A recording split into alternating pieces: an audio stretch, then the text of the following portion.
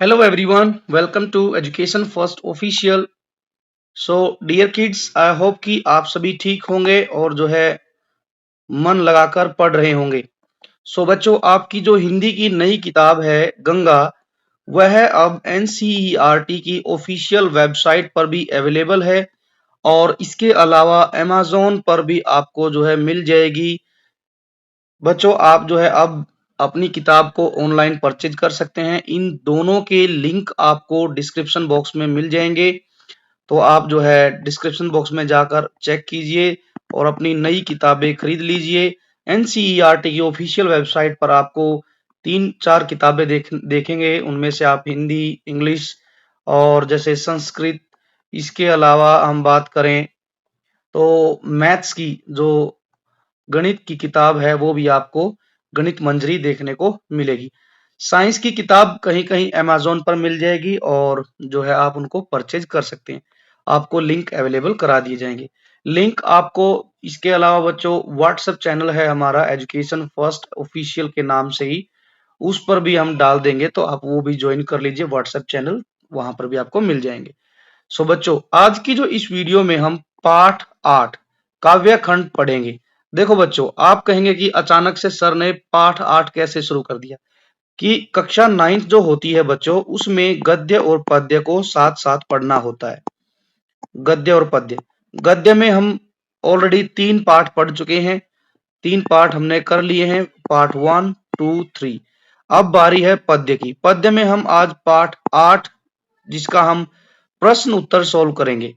Sir direct प्रश्न उत्तर solve क्यों कर रहे हैं? क्योंकि बच्चों हमने इसकी एक वीडियो ऑलरेडी डाल दी है, तो उसमें हमने इस पाठ को समझा है। इस जो रैदास के पद हैं इनकी व्याख्या समझी है, तो वो वीडियो भी आप जरूर देखिए। इस वीडियो के एंड में आपको जो है लिंक मिल जाएगा।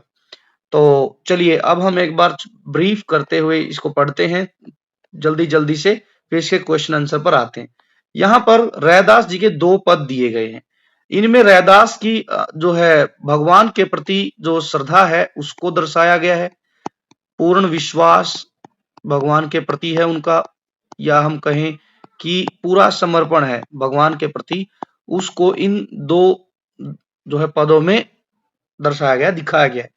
वो किस तरीके से कहते हैं, भगवान के बारे में क्या विचार जो है अपने रखते हैं। वो कहते हैं कि अब कैसे छूटे राम रट लागी।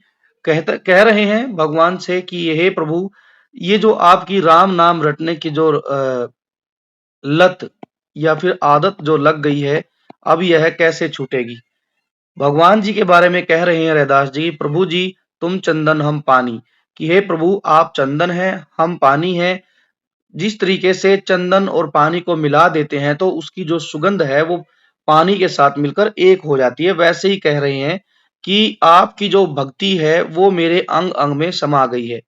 ये कह रहे हैं रैदास जी कि हे प्रभु, जिस तरीके से चंदन और पानी मिलकर दोनों एक हो जाते हैं और पानी में से ही चंदन की खुशबू आती है, उसी तरीके से आपकी भक्ति का जो रंग है, आपकी भक्ति की जो खुशबू है वो मेरे अंग अंग में, बास मतलब यहाँ पर बच्चों गंध या खुशबू से है, कि आपकी जो खुशबू है, गंध है, वो मेरे अंग अंग में समा गई।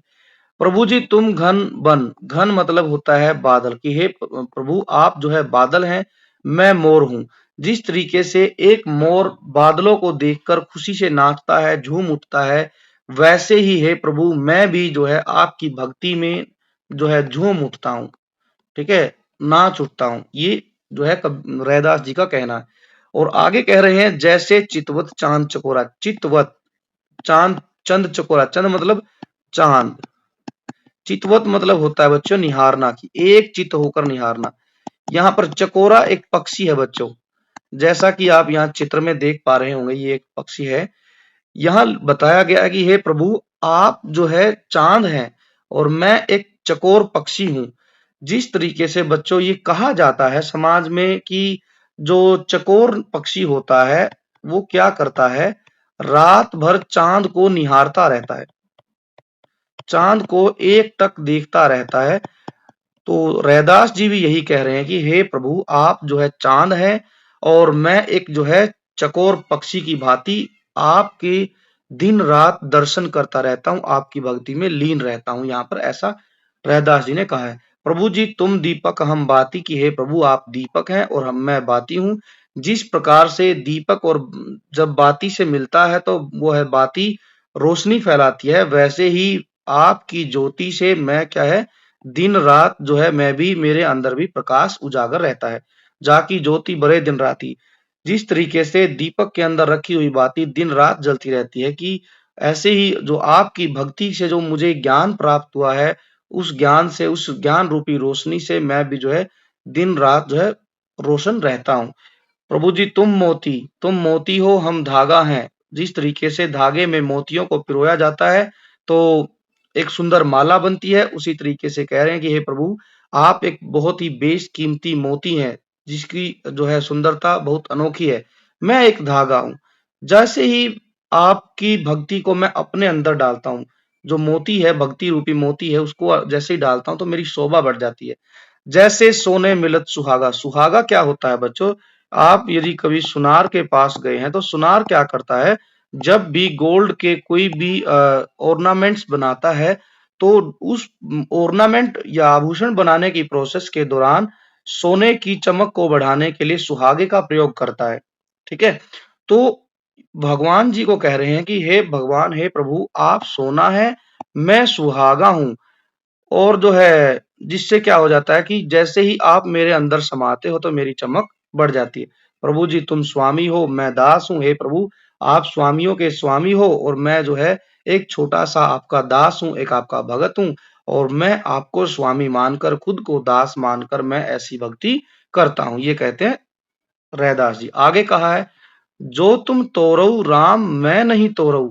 मतलब कह रहे हैं कि हे प्रभु आप मुझसे जो है संबंध तोड़ सकते हैं, आप मुझसे दूर भी हो सकते हैं संबंध तोड़कर, लेकिन प्रभु मैं नहीं तोड़ूंगा। क्यों नहीं तोड़ूंगा?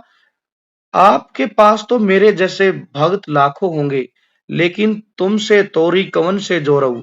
यदि मैंने आपसे संबंध तोड़ लिया, आपकी भक्ति से मेरा मन हट गया, तो इस संसार में कोई ऐसा नहीं है कि जिसके साथ मेरा मन लगेगा, जिसकी भक्ति में मैं अपना मन जोड़ पाऊंगा। हे प्रभु आप भले ही मेरे से दूर हो जाएं, आप मुझसे संबंध तोड़ सकते हैं, लेकिन मैं कभी भी ऐसा दुस्साहस नहीं करूंगा, क्योंकि यदि मैंने आपसे संबंध तोड़ लिया तो मेरा संबंध किसी से नहीं जुड़ेगा। मैं कहीं तीर्थ व्रत नहीं करूंगा।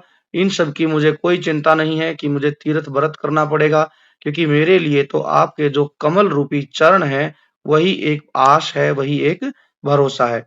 और आगे कह रहे हैं कि जहां जहां जाओ तुम्हारी पूजा। हे प्रभु जिस भी जगह मैं जाता हूँ, जिस भी रास्ते में जाता हूँ, वहीं तुम्हारी पूजा होती है। तुम सा देव और नहीं दूजा। और हे प्रभु तुम्हारे समान इस धरा पर कोई भी भगवान दूसरा नहीं है। मैं अपनो मन हरि से जोड़ऊ, मैं अपना मन आपसे जोड़ा हूँ। हरि सो जोरी सबन से तोरो। और आपसे जब मेरा मन जुड़ गया है तो मैंने दुनिया के सभी रिश्तेदारों से, सगे संबंधियों से अपना जो संबंध है वो तोड़ लिया है। और कह रहे हैं सभी पहर तुम्हारी आशा, मन वचन कर्म कह रैदासा। और रैदास जी कहते हैं कि हे प्रभु, हे ईश्वर, हे मालिक, हे मेरे प्रभु, रैदास जो है मन कर्म वचन से सभी पहर मतलब बच्चों 3 घंटे का एक पहर होता है, 24 घंटे में 8 पहर होते हैं, 8 पहर। तो कह रहा है रविदास कि हे प्रभु रविदास मन वचन कर्म से 8 पहर आपकी ही आस लगाए बैठा रहता है, क्योंकि मेरे लिए इस दुनिया में जो है कोई भी ऐसा नहीं है कि जिससे मेरी आशा है, किसी प्रकार की उम्मीद है, नहीं। मेरे लिए तो इस संसार में सबसे बड़े आप ही हैं। आप तो जो है आपसे ही मेरी उम्मीद रहती है। चलिए ये थी बच्चों व्याख्या। अब हम चलते हैं इसके प्रश्नोत्तर की तरफ। क्या दिया गया अभ्यास में? रचना से संवाद। तो बच्चों यहाँ पर जो है हमने देखा है कि हर लेसन के साथ कुछ जो है ऑप्शन बेस्ड क्वेश्चन दिए गए हैं। इनमें आपको उत्तर देने हैं और तर्क भी आपके ही होंगे। जो तर्क मैं दूंगा हो सकता है बच्चों कि वह तर्क आपको सही नहीं लगे, क्योंकि इस कविता का जब एनसीईआरटी ने इस किताब को जस्ट वेट इस किताब को जब एनसीईआरटी ने लॉन्च किया था तो तभी उन्होंने कहा था कि यदि बच्चे अपने हिसाब से उत्तर देते हैं तो उनका तर्क जो है अलग हो सकता है। ठीक है? लेकिन फिर भी देखते हैं कि सही उत्तर कौन सा होगा। पहला प्रश्न है, अब कैसे छूटई राम रट लागी। रैदास जी कह रहे हैं कि हे प्रभु, आपसे जो राम नाम रटने की जो आदत लग गई है वह कैसे छूटेगी। तो इस पंक्ति में कवि रैदास जो है क्या दर्शाना चाह रहे हैं। नाम उच्चारण की कठिनाई बिल्कुल नहीं, नाम उच्चारण करने में कठिनाई नहीं है। नाम रटकर याद करना बिल्कुल नहीं, ईश्वर का नाम रटना नहीं पड़ता। वह तो जो है हमारे जहन में, हमारे मस्तिष्क में बैठ जाता है। इसीलिए जो है यहाँ पर राम नाम जो है रट लग गई है, वो ये दर्शाता है कि रैदास जी को अपने आराध्य, आराध्य मतलब होता है बच्चों अपने प्रभु, अपने ईश्वर के नाम जप करने की आदत लग गई है रैदास जी को। तो इसका आंसर हो जाएगा सी। तर्क क्या देंगे हम? तर्क ये कहेंगे कि जो है कवि जो है, कवि को राम नाम जपने की आदत, ऐसी आदत लगी, ऐसी आदत लगी, कैसी कि अब उसे छोड़ना कठिन हो गया है। कठिन, जब किसी की जो है बच्चों आदत लग जाती है तो वह छोड़ना बहुत कठिन हो जाता है। ठीक है, इसी तरीके से रैदास जी को भगवान के नाम की जो है आदत लग गई है, और ऐसी आदत लगी है कि रैदास जी आठों पहर 24 घंटे ईश्वर का नाम जपते रहते हैं। तो आराध्य देव का नाम जपना, ये होगा इसका आंसर। सेकंड है, प्रभु जी तुम चंदन हम पानी। चंदन और पानी को जब हम मिला देते हैं, आप क्या करना बच्चों, किसी भी एक गिलास में या जग में पानी लेकर उसमें चंदन को मिला देंगे तो कुछ, और उसको घोलेंगे अच्छे से, तो आप देखेंगे कि थोड़ी देर के बाद चंदन और पानी एक रूप हो जाएंगे। उनमें कोई अंतर ही नहीं रहेगा, पानी चंदन का रूप ले लेगा। ठीक है, लिक्विड बन जाएगा। तो यहाँ पर चंदन और पानी जो यूज किया गया है यहाँ पर वाक्य में, तो पंक्ति में आराध्य और भक्त का संबंध किस रूप में व्यक्त हुआ है। तो हम यहाँ कहेंगे एकाकार और समरूप। जिस प्रकार से पानी के अंदर चंदन घोलने से पानी भी चंदन का रूप ले लेता है, वैसा ही हो जाता है, पानी में से चंदन की खुशबू आती है। तो उसी प्रकार से बच्चों भगवान और भक्त का संबंध भी इतना गहरा हो जाता है कि भगवान और भक्त दोनों एक रूप जैसे दिखने लगते हैं। तो यहाँ पर इसका उत्तर होगा क। तीसरा है, तुम दीपक हम बाती। प्रभु के बारे में कह रहे हैं रैदास जी कि हे प्रभु तुम दीपक हम बाती। रैदास का क्या भाव है? दीपक और बाती का कोई मेल नहीं होता, गलत। दीपक बिना बाती के भी जल सकता है, ये तो बिल्कुल गलत हो गया। यहाँ पर दीपक का मतलब है कि जो है दीपक अर्थात भगवान, और बाती मतलब भक्त। ठीक है, जिस प्रकार से दीपक के अंदर बाती रखते हैं और दीपक जो है प्रकाशमान रहता है, उसी तरीके से क्या होता है कि भक्त का आराध्य से मेल जब होता है तो भगवान के मेल से भक्त का जीवन आलोकित हो जाता है। आलोकित मतलब प्रकाश से भर जाता है, प्रकाश से भर जाता है। ठीक है, जैसे ही बाती को हम दीपक में रखते हैं और जो है दीपक में तेल या घी डालकर बाती को जलाते हैं, तो बाती जो है एकदम से रोशनी फैलाती है। वैसे ही जैसे ही भक्त का अपने भगवान से, आराध्य से मिलन होता है, ईश्वर से मिलन होता है, तो उसका जीवन भी प्रकाश से भर जाता है, ज्ञान से भर जाता है। तो इसका उत्तर हो जाएगा घ। चौथा है, तुम सो तोरू राम मैं नहीं तोरू। इसमें रविदास जी क्या कहना चाहते हैं कि यहाँ इस पंक्ति से पता चलता है कि जो है रैदास जी का अपने भगवान, आराध्य देव मतलब भगवान के प्रति अटूट संबंध है। वो ये कह रहे हैं, हे प्रभु आप भले ही मेरे से संबंध तोड़ लो, लेकिन मैं नहीं तोड़ूंगा। मेरी श्रद्धा, मेरा समर्पण, मेरा विश्वास आपके ऊपर है। आप भले ही मुझसे संबंध तोड़ सकते हैं, मैं नहीं तोड़ूंगा। तो यहाँ पर इसका उत्तर होगा ख। अब आगे बढ़ते हैं। पांचवा प्रश्न क्या है? तीरथ बरत न करु अंदेशा। मतलब इस पंक्ति का क्या अर्थ है? रैदास जी कह रहे हैं कि हे प्रभु, मैं जब आपकी भक्ति करने लग गया हूं, तो अब आपकी भक्ति जब कर रहा हूं तो मुझे अब तीरथ और व्रत करने की आवश्यकता नहीं है। अर्थात कि मैंने जो है अपने आराध्य देव के चरणों में सच्चा आश्रय प्राप्त कर लिया है। अब जब हम भगवान के चरणों में जो है स्थान पा लेते हैं, चरणों में ही हमारी जगह बन जाती है, तो हमें किसी पा या मिल जाती है, तो हमें फिर किसी तीर्थ या जो है व्रत करने की आवश्यकता नहीं होती है। सर्वव्यापक ईश्वर की अवधारणा किस पंक्ति से व्यक्त होती है? तो ये हम कहेंगे, जहां जहां जाओ तुम्हारी पूजा।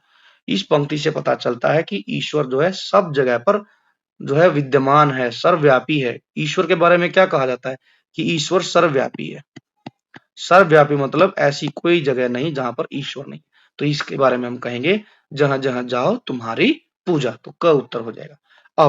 अब कुछ पंक्तियां दी गई हैं, उनका भाव लिखना है और अर्थ लिखना है। ठीक है, अर्थ समझाते हुए हमने भाव लिखना है। चलिए जी, पहली पंक्ति है यहाँ पर, प्रभु जी तुम घन बन हम मोरा, जैसे चितवत चांद चकोरा। तो इस पंक्ति में ना, यहाँ पर हम पहले अर्थ लिखते हैं। इस पंक्ति का अर्थ लिखते हैं क्या।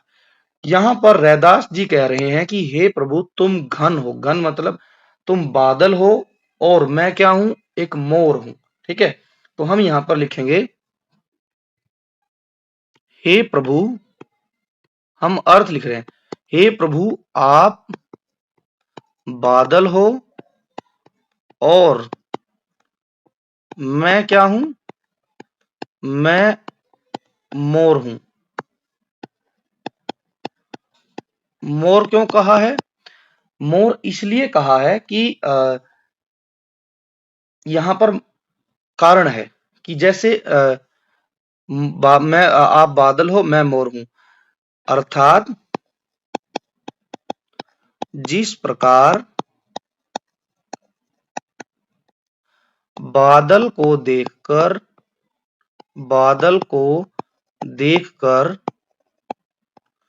मोर खुशी से नाचता है, खुशी से नाचता है, उसी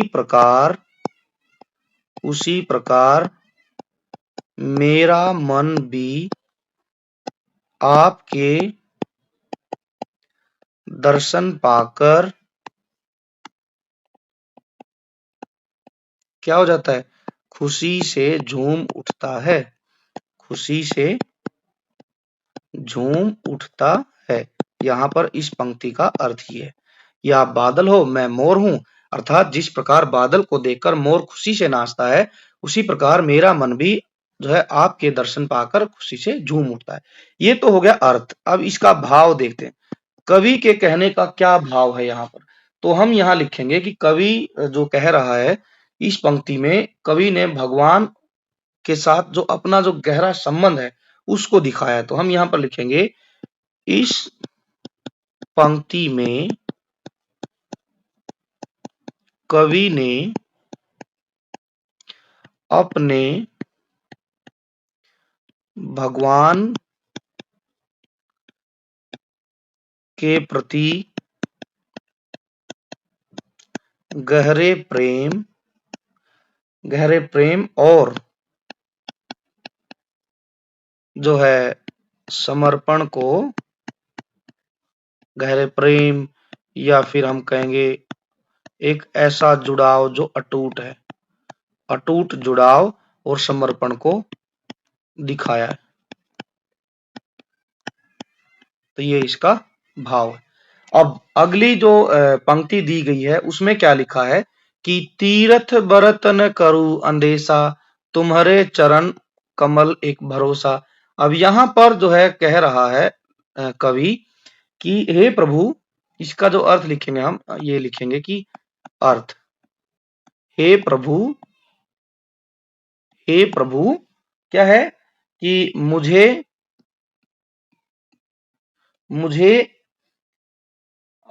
मुझे क्या है कि किसी भी प्रकार की तीर्थ यात्रा एवं व्रत या फिर उपवास करने की चिंता नहीं है। चिंता नहीं है, क्योंकि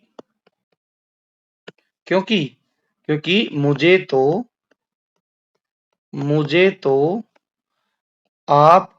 तो सिर्फ आपके कमल के समान कोमल चरणों पर भरोसा है। जब किसी को अपने ईश्वर पर इतना भरोसा हो जाता है तो उसको किसी भी प्रकार के तीर्थ व्रत या फिर किसी प्रकार के बाह्य आडंबर करने की कोई आवश्यकता नहीं होती है। यहाँ पर अर्थ ये बताया गया।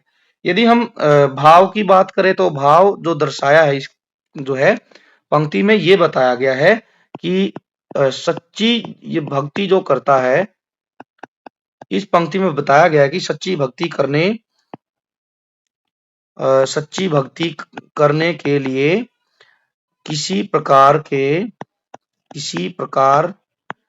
के बाह्य कर्म कांड करने की किसी भी प्रकार के बाह्य कर्म कांड जैसे तीर्थ व्रत करने की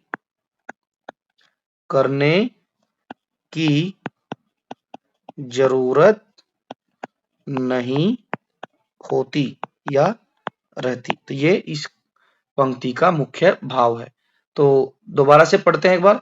तीर्थ व्रत न करूं अंदेशा, तुम्हारे चरण कमल एक भरोसा। अर्थ में हम लिखेंगे कि हे प्रभु तुम्हारे मुझे किसी भी प्रकार की तीर्थ यात्रा या व्रत उपवास करने की चिंता नहीं है, क्योंकि मुझे तो सिर्फ आपके कमल के समान कोमल चरणों पर पूरा भरोसा है। जब किसी को अपने भगवान से इतना विश्वास हो जाता है, जो हरदम अपने ईश्वर के चरणों में समर्पित रहता है, तो उसको किसी प्रकार के बाह्य कर्म कांड, व्रत रखने की, उपवास करने की, किसी तीर्थ स्थल पर जाने की जरूरत नहीं रहती है। तो ये यहाँ समझाया गया।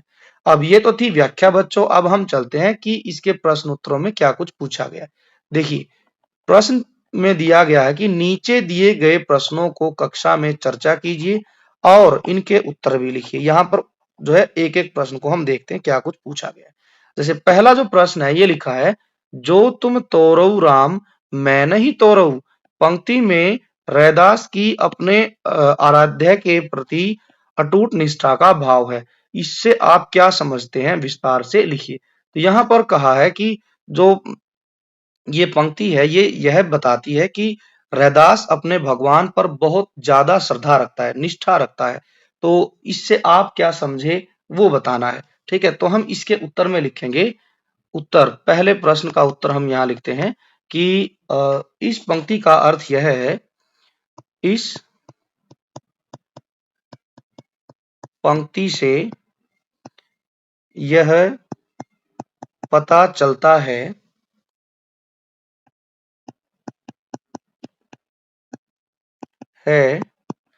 कि क्या क्या कि जो रैदास है, रैदास की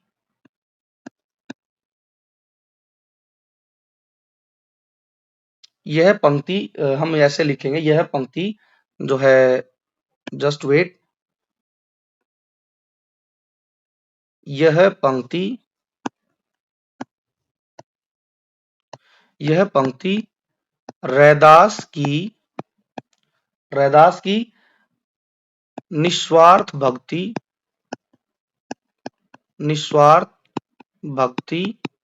इसके अलावा और प्रेम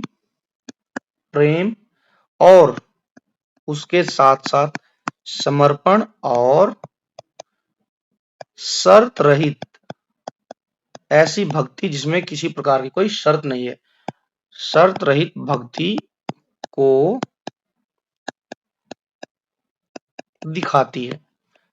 वो कह रहे हैं कि हे प्रभु ऐसा नहीं है कि यदि आप तोड़ दोगे मेरे से संबंध तो मैं भी तोड़ दूंगा, नहीं, किसी प्रकार की शर्त नहीं है। वो कह रहे भले ही आप मेरे से संबंध तोड़ लो, लेकिन हे प्रभु, हे ईश्वर, मेरी आप में पूरी श्रद्धा है।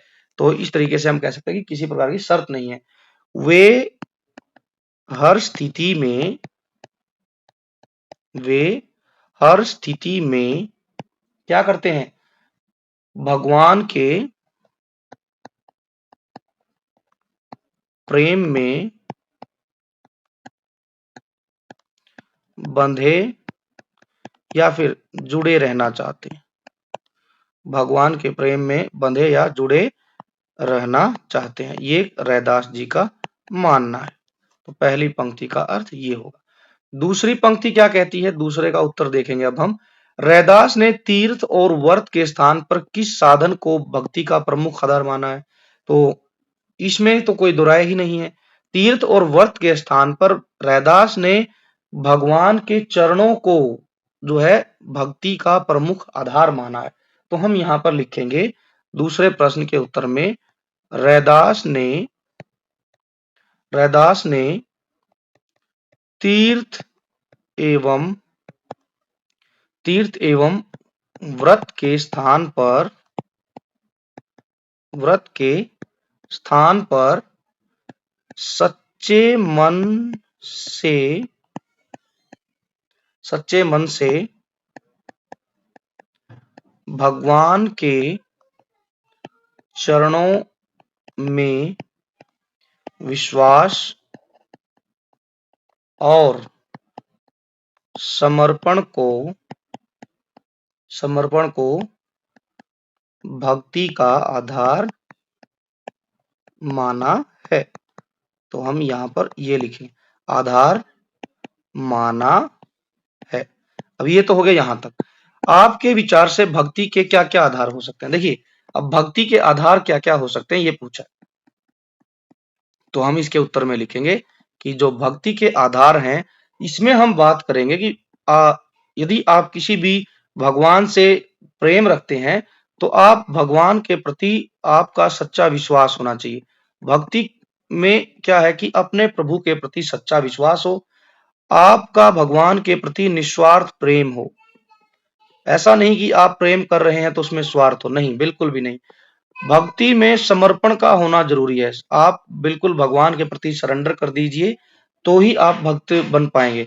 इसके अलावा मन की शुद्धता का होना बहुत जरूरी है। यदि आपके मन में भगवान के प्रति छल है, कपट है, तो जो है आप एक सच्चे भक्त नहीं बन पाते हैं। ठीक है, तो कई एक जगह पर लिखा भी है कि भाई भक्ति किसका नाम है? भक्ति समर्पण का नाम है। कबीर जी से किसी ने पूछा, भक्ति मतलब समर्पण। समर्पण भी कैसा? पूरा समर्पण, आधा अधूरा नहीं, पूरा समर्पण। तो यदि आप भगवान के एक अच्छे भक्त बनना चाहते हैं तो आपका जो है भगवान के प्रति पूरा विश्वास होना चाहिए, निस्वार्थ प्रेम हो और जो है अटूट जुड़ाव भी होना जरूरी है। भगवान यदि आप पर ध्यान नहीं दे रहे हैं तो ऐसा नहीं है कि आप जो है उनसे अपना नाता तोड़ दें, नहीं, आपका जुड़ाव भगवान के प्रति अटूट होना चाहिए। ऐसा जुड़ाव होना चाहिए कि कभी टूटे ही ना। आपका मन शुद्ध होना चाहिए, समर्पण होना चाहिए। तो ये सब जो है आधार हम भक्ति के मान सकते हैं। तीसरा प्रश्न क्या कहता है? तीसरा प्रश्न ये कह रहा है, दोनों पदों में भक्त और आराध्य के संबंधों को किन किन प्रतीकों और उपमाओं में व्यक्त किया, लिखिए। तो इसके लिए हम सीधा चलते हैं कविता पर, जो पद दिए गए। देखिए, भक्त और भगवान के बारे में ढेर सारी उपमाएं प्रयोग की गई है। पहले जो पद है उसमें ये सब देखने को आपको मिलेगा। हम अलग अलग करके लिखेंगे, भगवान के लिए क्या क्या उपमाएं यूज हुई हैं और भक्त के लिए जो जो हुई हैं उनको अलग अलग करके लिखेंगे। एक साइड में हम लिखते हैं भक्त के बारे में, एक साइड में भगवान के बारे में। इधर हम लिखते हैं भगवान के बारे में। भगवान के बारे में रैदास ने कहा है कि भगवान जो है, आप चंदन हो, मैं पानी हूं। भक्त क्या है? भक्त है पानी, और भक्त के अलावा भगवान क्या है? चंदन। फिर कहा है भगवान जो है बादल है और भक्त जो है मोर है। भगवान चांद है और भक्त जो है चकोर पक्षी है जो कि भगवान को निहारता है। भगवान दीपक है और भक्त दीपक की बाती है।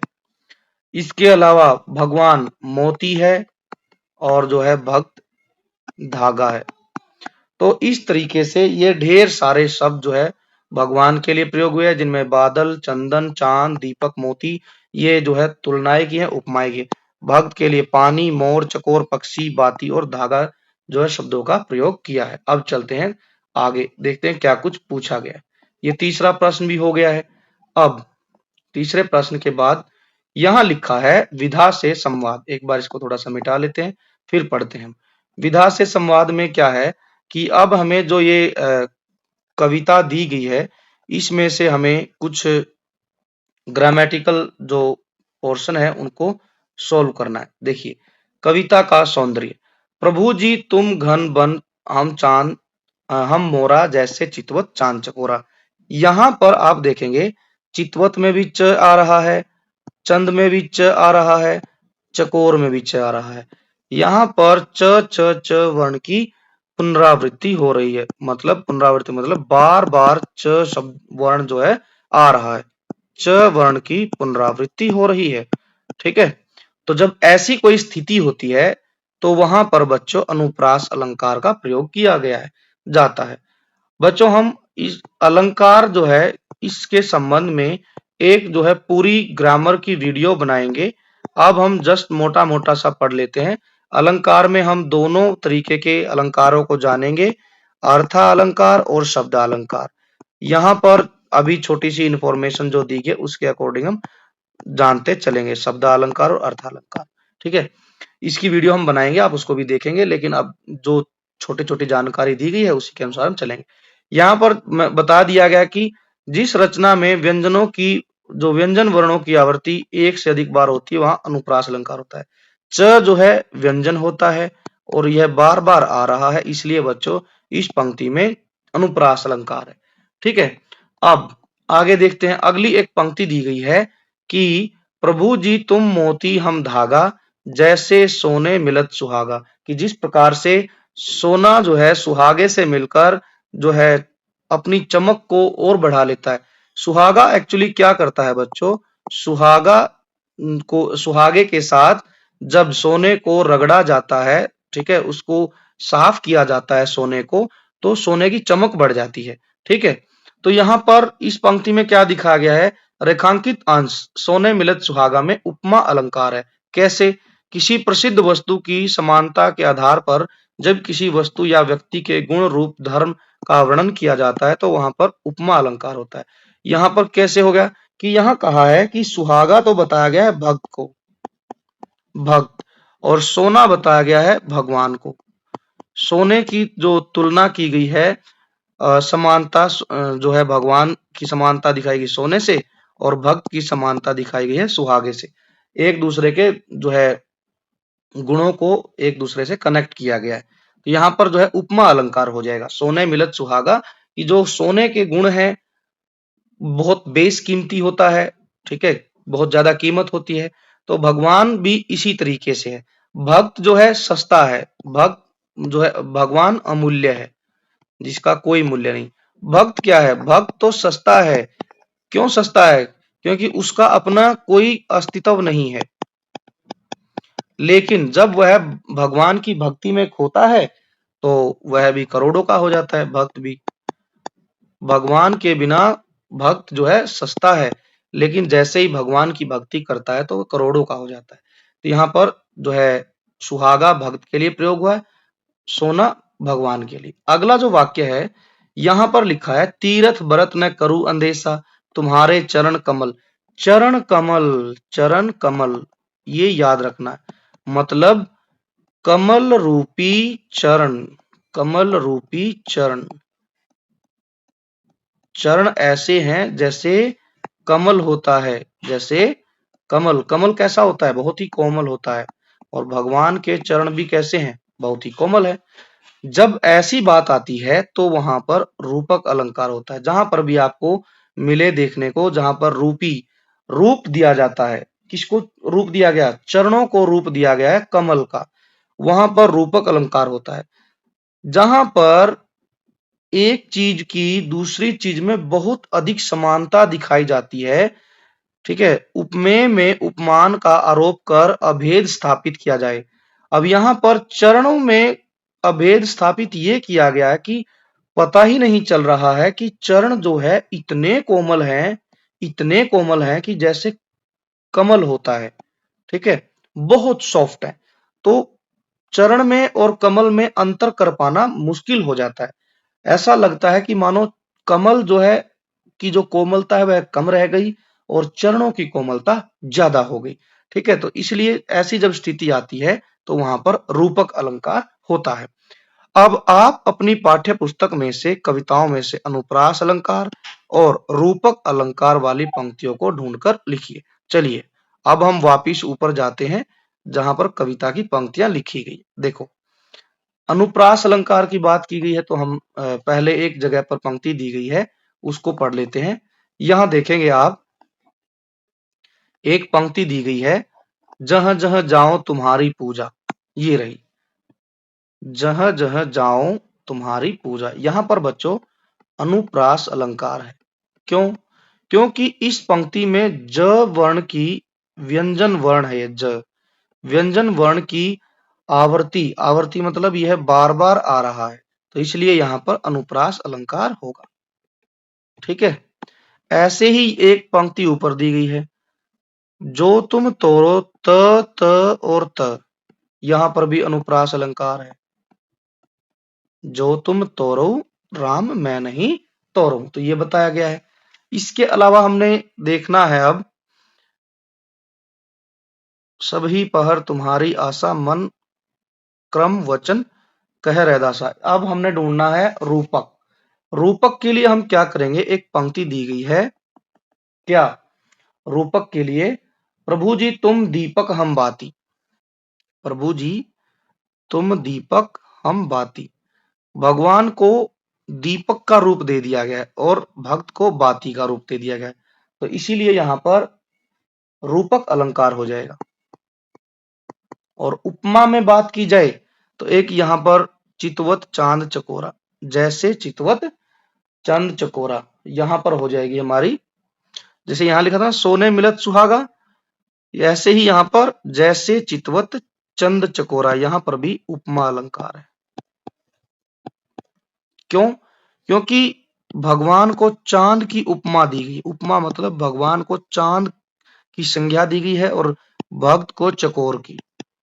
जिस प्रकार एक चकोर पक्षी निरंतर चांद को निहारता रहता है, उसी प्रकार से एक भक्त भी अपने भगवान को दिन रात निहारता रहता है, उसकी पूजा करता रहता है। तो ये हमने उपमा का उदाहरण भी ढूंढ लिया है। अब आगे बढ़ते हैं, आगे क्या दिया गया है, कविता की अन्य विशेषताएं क्या क्या है। नीचे दी गई सूची को ध्यान से पढ़िए। इस सूची में रैदास के पदों की कुछ विशेषताएं चुनकर दी गई हैं। पदों में से चुनकर इन विशेषताओं को दर्शाती पंक्तियों को लिखिए। पहली जो विशेषता है वो आपके लिए दी गई है, जैसे भक्त का भगवान के प्रति अनन्य भक्ति भाव। अनन्य का मतलब ऐसी भक्ति कि जो रैदास के अलावा कोई नहीं करता है, तो वो पंक्ति है, जो तुम तोरो राम मैं नहीं तोरो। ये हो गया। सरल और लोक धर्मी, सरल और लोक धर्मी भाषा, ऐसी भाषा जो कि हमारे जो है आसपास बोली जाती है, तो इसके लिए हम लिखेंगे, प्रभु जी तुम चंदन, प्रभु जी तुम चंदन हम पानी, प्रभु जी तुम चंदन हम पानी, जाकी अंग अंग, जाकी अंग अंग बांस समानी। ये पंक्ति हम लिख देंगे यहां पर। अगली है उपमा और तुलना करनी।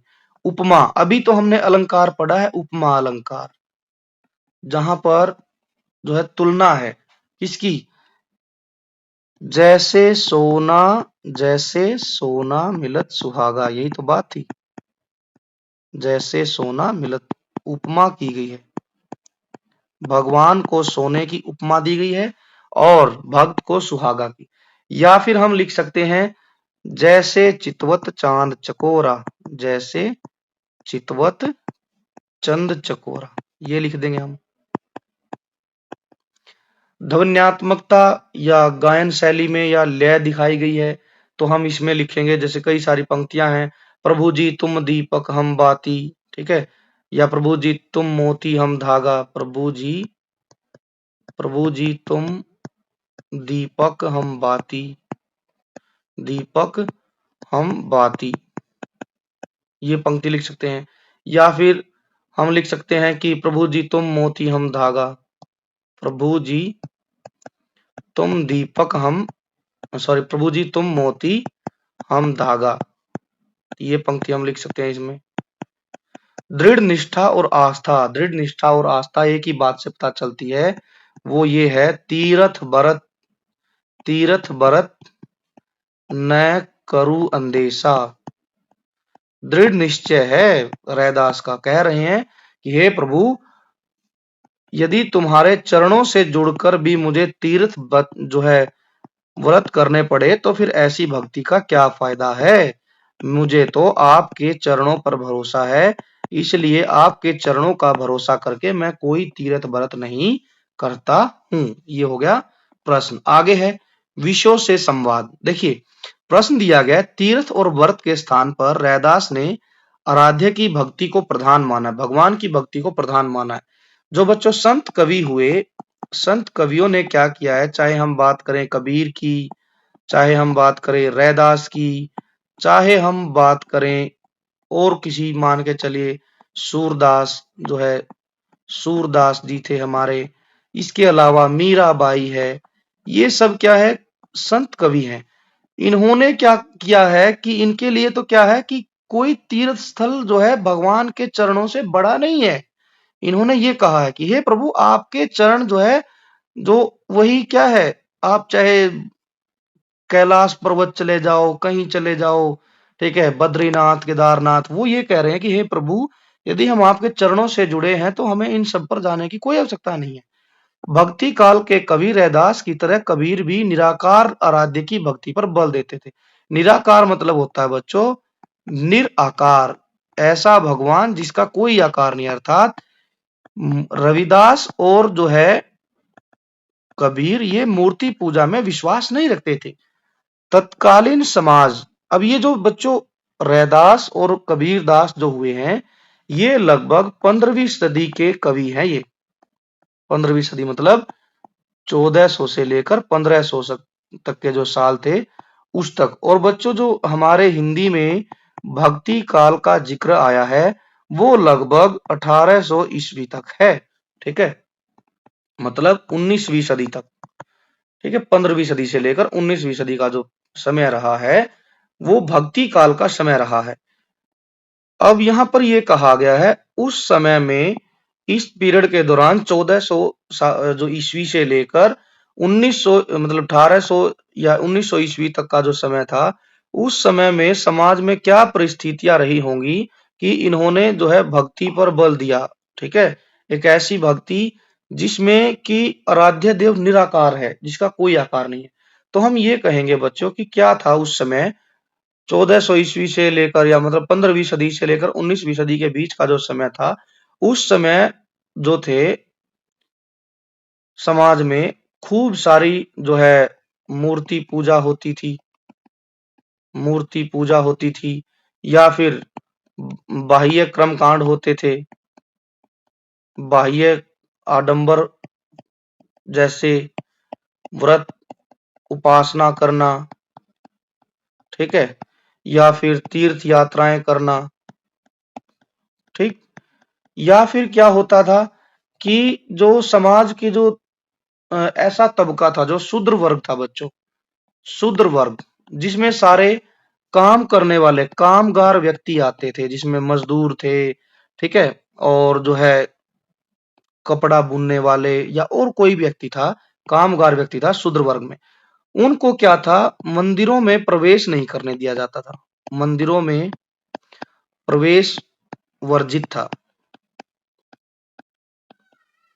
और क्या था जी, और ढेरों क्या थी, समाज में कुरीतियां फैली थी, बुराइयां थी। अब क्या था, इतने सब बीमारियां थी हम उस समय के समाज में, तो तब जो है इन वर्ग को, शूद्र वर्ग को कबीर, कबीर या फिर रैदास, इन लोगों ने क्या किया, एक ऐसी भक्ति का माध्यम दिया जिसमें मूर्ति की जरूरत ही नहीं है, ठीक है, ऐसी भक्ति को इन्होंने आकार दिया। और जिस भक्ति में मूर्ति पूजा की जरूरत नहीं है, उस भक्ति को कहते हैं निराकार रूप में भक्ति करना। रूप में भक्ति करना,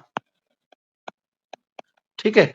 तो इन्होंने ऐसी भक्ति को जो है बढ़ा चढ़ाकर समाज में प्रस्तुत किया, ऐसी भक्ति पर बल दिया। तो ये सारे रीजन आप लिख सकते हैं कि तत्कालीन जो 15वीं शताब्दी से 19वीं शताब्दी का जो समय था, उस समय जो है समाज में मूर्ति पूजा, व्रत उपासना, तीर्थ यात्राएं बहुत होती थी। शूद्र वर्ग को मंदिरों में प्रवेश करने से रोका जाता था।